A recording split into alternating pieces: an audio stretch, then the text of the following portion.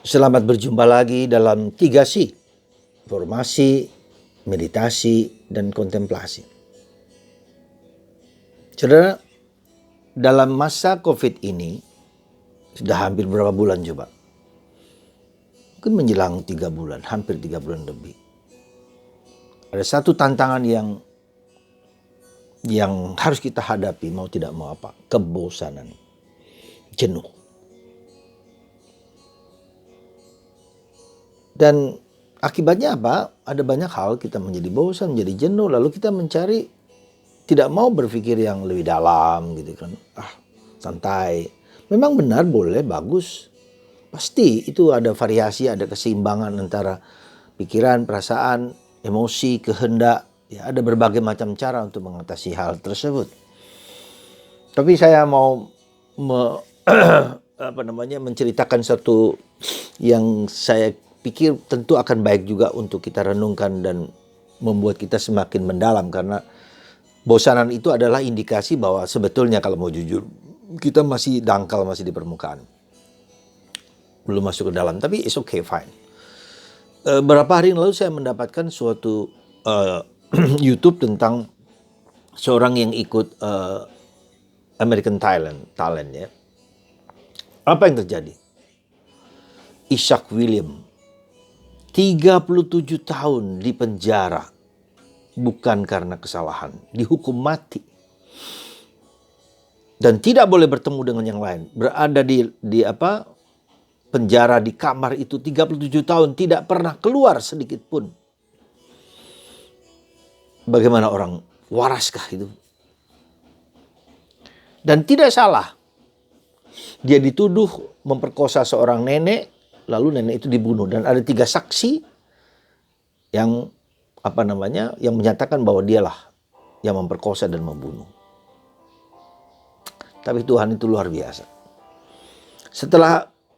Kenapa kemudian dibebaskan? Ternyata ada novum baru bahwa setelah diselidiki DNA darah yang ada itu bukan darah dia.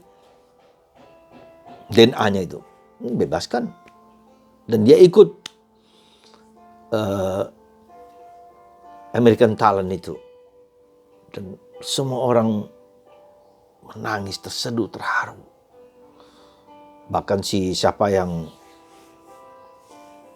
juri yang keras itu tetap tersenyum, terharu. Apa yang membuat dia bisa bertahan 37 tahun di ruangan itu terus-menerus? Bayangkan, kiri kanan tembok segala macam, dengan bau, dengan apa saja. Dia menyanyikan lagu gospel songs. Di ruangan kecil itu dia menyanyikan lagu song Injil, dinyanyikan dengan suara, dan dia menyanyikan itu dengan suara yang bagus, sangat mendalam sekali. Saudara, kenapa saya berikan contoh ini? Karena ya mau jujurlah, kita ini ya tentu saya tahu bahwa orang yang mengalami itu mengalami suatu stres yang luar biasa pada mulanya, setahun, 2 tahun, setahun, sehari 2 kali nggak apa-apa, 37 tahun. Apa yang membuat manusia waraskah bisa begitu? Itu luar biasa. Tuhan itu membentuk pribadi manusia bertahan kokoh, kuat, luar biasa. Kalau tidak punya iman, kalau tidak punya kedalaman, hampir habis. Ya. Nah, saudaraku yang terkasih dalam Kristus, dalam formasi, meditasi, dan kontemplasi ini, ya, 3C ini, apa yang mau saya ajak Anda untuk merenung, untuk melihat kembali, adalah kita belajar untuk tidak cukup hanya melihat yang lahiriah, yang hardware, yang eksternal. Ya, karena hal-hal seperti yang eksternal itu, pikiran, perasaan, kemauan, keinginan itu bisa membuat kita membuat kita menjadi budak. Keinginan-keinginan kita, kemauan-kemauan kita.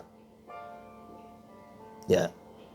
Budak kemarahan, budak kekecewaan, budak kebencian, budak tidak jelek, juga bisa aja yang baik, bisa saja. Tapi itu satu lagi, putar lagi, tidak bertahan dalam satu hal, ya. Ya, karena bosan lalu cari lagi, bosan lagi cari lagi. Jadi tidak bertahan, tidak kuat. Jadi dengan kata lain, supaya kita jangan sampai 37 tahun mengalami itu, maka saya ajak Anda untuk melihat sekali lagi kenapa kita harus diam, kenapa kita harus hening, supaya kita tidak terpaku pada yang lahiriah ini, yang mengganggu, yang bukan mengganggu, yang membuat kita terpencar-pencar, tidak fokus, tidak konsen, lalu tidak membuat kita tidak mampu untuk menyelami lebih dalam, untuk masuk lebih dalam. Saudara, jangan lupa Yesus pun berapa tahun dia di Nazaret? Tanpa puluhan tahun. Umur 30 tahun dia keluar. Ya, ingat itu. Ketika umur 12 tahun dia bawa Bunda Maria dan Yosef ke Bait Allah. Jadi kurang lebih 30 tahun Yesus berdiam diri di Nazaret. Lockdown bahasa istilahnya ya. Kalau bahasa kita klausura, tidak boleh keluar. Tertutup di dalam. Bahkan di dalam tradisi gereja ada biara kongregasi Kartusian di mana hidupnya hanya di kamar itu saja. Dia dapat makan dari luar, tinggal di sana terus-menerus, tidak berkontak dengan orang lain. Tentu ini dengan kehendak sendiri ya. Atau di terapis misalnya.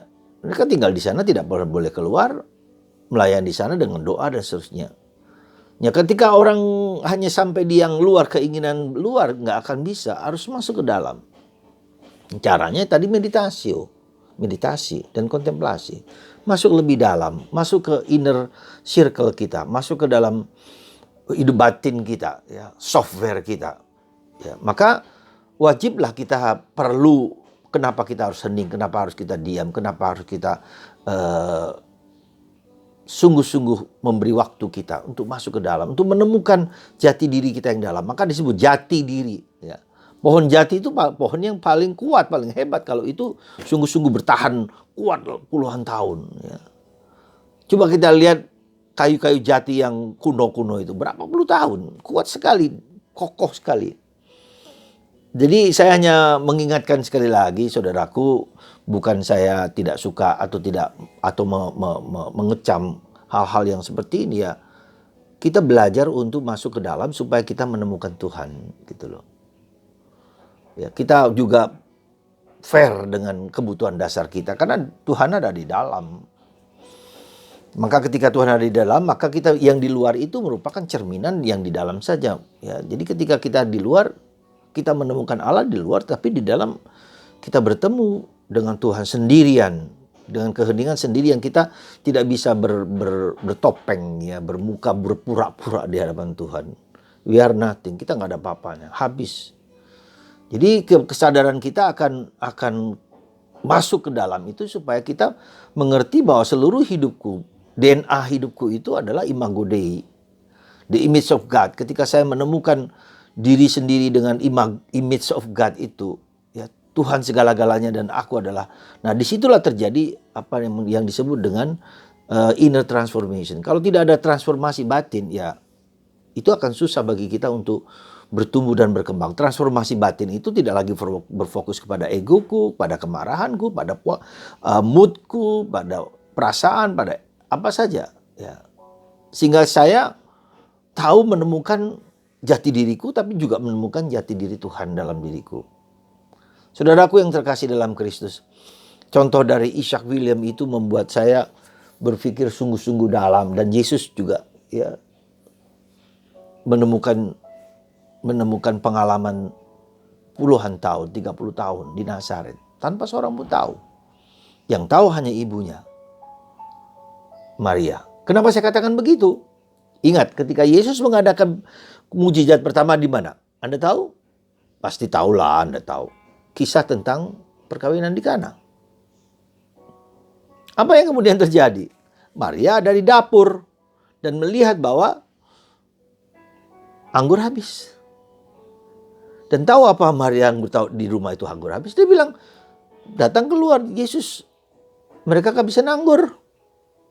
Lalu Yesus bilang, mau apa engkau ibu? Waktuku belum tiba. Waktuku belum. Jadi sebetulnya waktuku belum tiba, tapi dipercepat oleh Bunda Maria. Lalu apa yang dilakukan oleh ketika Yesus menjawab itu, Bunda Maria bilang apa kepada abdi-abdi atau pegawai-pegawai atau pembantu rumah tangga di sini? Kerjakan apa yang diperintahkan oleh anakku Yesus. Dan apa yang terjadi kita tahu semua.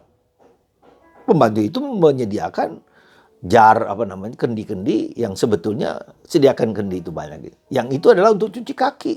Jadi orang Yahudi ketika masuk rumah orang pesta, kakinya harus dicuci dulu karena kotor, karena berdebu. Lalu Yesus tiba-tiba mungkin Yesus berdoa dari jauh, bla bla bla bla bla. Jadi cidok lah. Ternyata anggur, the best anggur in the world. Jadi anggur yang terbaik yang dan itu dikatakan oleh pemimpin pesta itu, ini anggur yang terbaik. Bagaimana kau sembunyikan ini? Nah, poinnya apa saudaraku yang terkasih? Poinnya apa? Jadi Bunda Maria tahu bahwa dalam kehidupan di Nazaret itu pasti Bunda Maria tahu apa yang dilakukan Yesus. Mungkin Bunda Maria kehabisan minyak gitu kan. Ya bisa dimengerti karena Yosef meninggal lebih dulu kan. Dia dapat uang dari mana? Yesus tukang kayu, mungkin ada orang beli, nggak ada beli dan segala macam. Bunda Maria juga nggak punya uang. Udahlah Bu, gini tuh ada anggur, ada minyak di situ. Lalu tiba-tiba ada minyak, lalu ada beras. Jadi Bunda Maria tahu apa yang Yesus lakukan di rumah itu karena dia tahu persis seperti itu. Ya. Jadi dan kemudian yang kedua yang menceritakan di Kana itu ya jadi Bunda Maria yang tahu gitu loh saudara. Karena bersama Yesus. Ya, demikianlah saudaraku yang terkasih. Kalau kita lihat, jadi kita butuh waktu yang cukup dalam, maka orang-orang yang menjadi nabi, menjadi orang hebat, menjadi orang kuat, menjadi orang pemimpin besar, seperti juga Soekarno yang hari ini berulang tahun. Coba lihat bagaimana dia memiliki daya pesona dan daya orator yang baik dan segala macam. Itu coba bagaimana dia menemukan Pancasila. Dia tinggal di Flores, diasingkan di sana dan bergaul dengan para pastor. Membaca banyak buku di sana, dalam keheningan dia baca, merenung. Maka bagaimana mungkin dia mengenal Marxisme, Leninisme, mengenal sampai menemukan Pancasila yang merupakan masterpiece bagi Indonesia, dasar Indonesia, kalau tidak dia bersembunyi. Kalau nggak dia diasingkan, dia diasingkan di Lampung, di Bengkulu, di banyak tempat lain, di Sumatera Utara dan seterusnya, berbagai tempat. Ternyata itu merupakan benih-benih yang tersimpan di dalam batinnya, gitu, direnungkan dari dalam, menjadi matang ketika bergaul dengan para pastor Jerman atau pastor Belanda pada waktu di Flores. Wah, itu menjadi candra di muka ketika terjadi intercourse, dialog ya gitu.